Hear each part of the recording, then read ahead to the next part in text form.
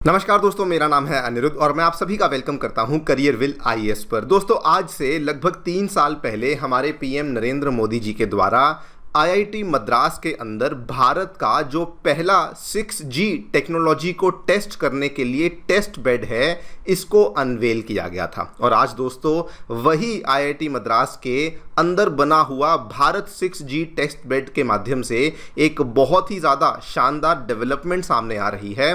Because अभी वहाँ पर जो 6G की स्पीड को डिमॉन्स्ट्रेट किया गया है, we have now demonstrated a speed of almost 6.39 gigabytes per second. आप लोग यहाँ पे देख सकते हैं, ये वाली खबर रिसेंटली सामने आई है और मैं थोड़ा सा इस चीज़ को लेके हताश हूँ कि जो मेजर हमारे मीडिया आउटलेट्स हैं, मीडिया हाउसेज हैं, किसी ने भी इस खबर को कवर नहीं किया है। ये मेनली आपको सोशल मीडिया पे देखने को मिलेगी। आईआईटी मद्रास के द्वारा अचीव किया गया है blazing 6.397 Gbps on the Bharat 6G terahertz वाले टेस्ट बेड पे। आप लोग ये वाला स्क्रीनशॉट भी देख सकते हैं जो कि वहां से सामने आया है। कुछ और भी जगह पे सोशल मीडिया पे कवर किया गया है। इवन लिंक्डइन पर भी इससे संबंधित आपको कुछ ना कुछ जो पोस्ट हैं वो देखने को मिलेंगी। लेकिन अगेन आपको मेन स्ट्रीम मीडिया में इसको लेकर किसी भी प्रकार की पोस्ट देखने को नहीं मिलेगी। क्या हुआ है, क्यों ये बहुत ही बड़ी डेवलपमेंट बन जाती है, सभी चीज़ों के बारे में मैं आपके साथ आगे चल करके चर्चा करूंगा। लेकिन पहले ही आपको बता दूं, ये दोस्तों इंडिया के लिए एक बहुत बड़ा ब्रेक थ्रू हम लोग कह सकते हैं। बिकॉज अभी तक क्या था, दशकों तक बल्कि मैं कहूँगा क्या था, इंडिया मेनली टेलीकॉम की एक मार्केट थी। इंडिया मेनली टेलीकॉम का सर्विस प्रोवाइडर था। लेकिन इंडिया दशकों से बनने की कोशिश कर रहा था टेलीकॉम में टेक्नोलॉजी का क्रिएटर। और आज आईआईटी मद्रास में जो हमने इस चीज़ को विटनेस किया है, this is genuinely India basically becoming a telecom technology creator. हम लोग भी अब स्टैंडर्ड्स में कंट्रीब्यूट करेंगे, हम लोग भी अब उस क्षेत्र में पेटेंट्स को निकालना शुरू करेंगे। बात करेंगे सभी डेवलपमेंट्स के बारे में, क्या देखने को मिला है। ऑल्सो ये जो हमने यहाँ पे टेराहर्ट्ज के अंदर अचीव किया है, ये इतनी ज़्यादा मुश्किल और इतनी बड़ी बात क्यों बन जाती है, इसके बारे में चर्चा भी करी जाएगी। आइए शुरू करते हैं मेरे साथ। मेरा नाम है अनिरुद्ध। यदि आप लोग हमें फॉलो करना चाहते हैं तो दिए गए टेलीग्राम चैनल के माध्यम से ऐसा कर सकते हैं। All right, directly coming to the news, क्या देखने मिला है। सबसे पहले आपको ब्रीफली बता दूं हुआ क्या है। आईआईटी मद्रास के अंदर दोस्तों भारत 6G टेराहर्ट्ज के टेस्ट बेड में उन्होंने क्या अचीव किया, ऑलमोस्ट 6.39 Gbps की वायरलेस डेटा ट्रांसफर की स्पीड को अचीव किया है, and that too using the terahertz frequencies. ये जो टेराहर्ट्ज फ्रीक्वेंसीज है, ये मान के चलिए दुनिया भर में जितनी भी, भले मैं अमेरिका ले लूँ, भले मैं चाइना ले लूँ, कोरिया ले लूँ, भले मैं स्वीडन, नॉर्वे जैसी कंट्रीज जो कि 6G 5G में लीडर्स मानी जाती हैं, वो सारी कंट्रीज इन्हीं टेराहर्ट्ज फ्रीक्वेंसीज को स्टडी करने में, इसी के स्पेक्ट्रम को इस्तेमाल करने में लगी हुई हैं। इंडिया ने भी वही टेराहर्ट्ज फ्रीक्वेंसीज का इस्तेमाल करते हुए ये वाली स्पीड को अचीव किया है। नाउ सबसे पहले ये टेराहर्ट्ज क्या होता है वो आपको समझा देता हूं। दोस्तों, आपने इलेक्ट्रोमैग्नेटिक स्पेक्ट्रम को देखा होगा। सो वेरी सिंपली अगर आप देखें, जो 4G होता है वो बेसिकली 6 गीगाहर्ट्ज के नीचे काम करता है। नीचे क्या, बल्कि मैं कहूँगा इसके काफ़ी नीचे काम करता है। जो 5G होता है वो भी सब 6 गीगाहर्ट्ज पे काम करता है और थोड़ा बहुत उसका जो स्पेक्ट्रम है ये MM वेव पे भी आपको देखने को मिलता है। लेकिन जो 6G होता है, जो कि एक फ्यूचर टेक्नोलॉजी है, ये 100 गीगाहर्ट्ज से शुरुआत होकर ये सेवरल टेराहर्ट्ज में इसकी जो फ्रीक्वेंसी रेंज है वहां देखने को मिलती है। अब ये सब आपको देखने में, सुनने में बहुत टफ लगा होगा, लेकिन this will become very simple once you see कि इलेक्ट्रोमैग्नेटिक स्पेक्ट्रम पे जो 4G 5G 6G है वो ऑलमोस्ट आपको इस तरीके से देखने को मिलते हैं। जो 4G है वो दोस्तों आपको काफ़ी नीचे देखने को मिलता है, 3 गीगाहर्ट्ज के काफ़ी नीचे। जो 5G है वो आपको अगेन 6 गीगाहर्ट्ज के काफ़ी नीचे देखने को मिलता है।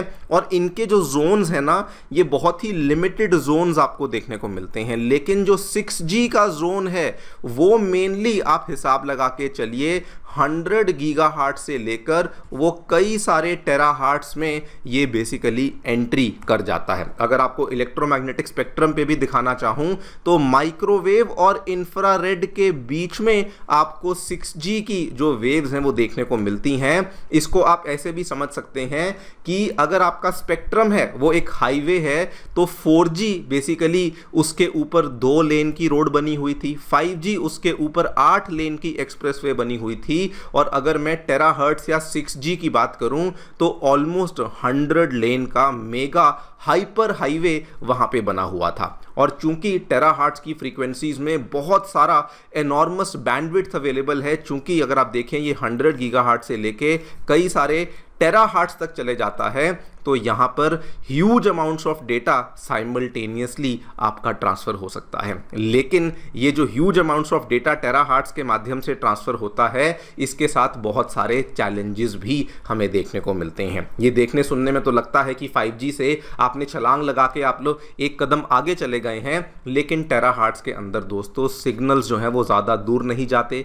इवन बीच में आने वाली जो दीवारें होती हैं, पेड़ पौधे होते हैं, ये भी एक तरीके से सिग्नल को रोकते हैं। और इवन अगर बारिश हो जाए, ह्यूमिडिटी हो जाए, तो उस केस में भी टेराहर्ट्ज की जो फ्रीक्वेंसीज हैं ये ज़्यादा इफेक्टिवली काम नहीं करती हैं, बिकॉज इसमें इतने सारे चैलेंजेस हैं, बिकॉज इसके ऊपर आपको अपना जो सिग्नल भेजना है ये काफ़ी मुश्किल हो जाता है। इसीलिए ये वाला जो हमने अचीवमेंट किया है ये बहुत ही बड़ा और बहुत ही मुश्किल अचीवमेंट बन जाता है। अगर आपके दिमाग में ये आ रहा है कि अगर इसमें इतने चैलेंजेस हैं तो आखिरकार हम लोग टेराहर्ट्ज का इस्तेमाल कर ही क्यों रहे हैं, the simple answer is because दोस्तों इसमें जो रिवॉर्ड है, स्पेसिफिकली जो स्पीड का रिवॉर्ड है, वो एनॉर्मस देखने को मिलता है। आप उसकी तुलना किसी भी जनरेशन के साथ कर लीजिए, 4G 5G के साथ 6G के अंदर आपको इतनी स्पीड देखने को मिलती है जितनी कि आपको और कहीं पर भी देखने को नहीं मिलती। कमिंग टू कि IIT मद्रास में क्या हुआ,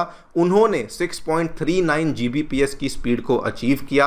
और सबसे पहले तो ये स्पीड ही अपने आप में बहुत बड़ी है। अगर आप एवरेज इंडियन 4G की स्पीड देखेंगे 20 to 50 Mbps, अगर आप अच्छे 5G की स्पीड देखेंगे, आई नो इतनी 5G की स्पीड किसी के घर पे आती नहीं है, लेकिन हाँ 200 से 300 Mbps की स्पीड तो आपको फिर भी देखने को मिल जाती है। अगर मैं थ्योरेटिकली बात करूं तो 1000 Mbps की स्पीड भी 5G में क्लेम करी जाती है। लेकिन जो हमने भारत 6G टेराहर्ट्ज के डेमोन्स्ट्रेशन में विटनेस किया है दैट इज 6.39 Gbps, और उसको अगर आप कन्वर्ट करें Mbps में दैट बिकम्स 6390 Mbps। मतलब कि जो फास्टेस्ट 5G है इंडिया में अप्रॉक्सीमेटली उससे कम से कम 6-6.5 गुना आपको ज़्यादा की स्पीड देखने को मिलती है। To put it in more perspective, अगर आपको एक फुल HD मूवी डाउनलोड करनी है तो वो सेकंड्स में डाउनलोड हो सकती है। एंड ऑब्वियसली ये केवल एक डेमोन्स्ट्रेशन है, आगे जाकर के स्पीड इससे भी ज़्यादा हमें देखने को मिल सकती है। नाउ ये केवल स्पीड की कहानी नहीं है, बिकॉज स्पीड